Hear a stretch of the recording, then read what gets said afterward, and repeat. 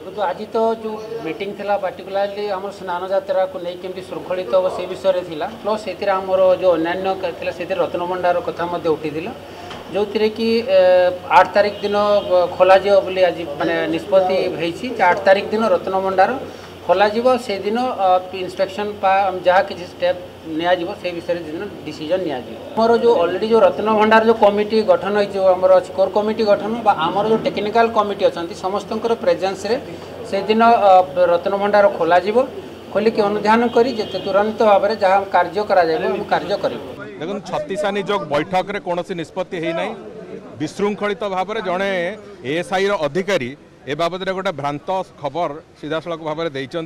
से बाबद सरकार एपर्तंत निष्पत्ति नबार प्रक्रिया अच्छा केबे हम कौन हम से कथा बहुत शीघ्र जना पड़ो एवं सरकार निष्पत्ति पूर्व जो विभ्रांतिकर तथ्य जड़े सरकारी अधिकारी की विरुद्ध में जहाँ कार्यानुष्ठान निया कथा यथाविधि नि से बाबद सरकार निष्पत्ति नेबे सरकार निष्पत्ति नेला से बाबद स्पष्टता आसे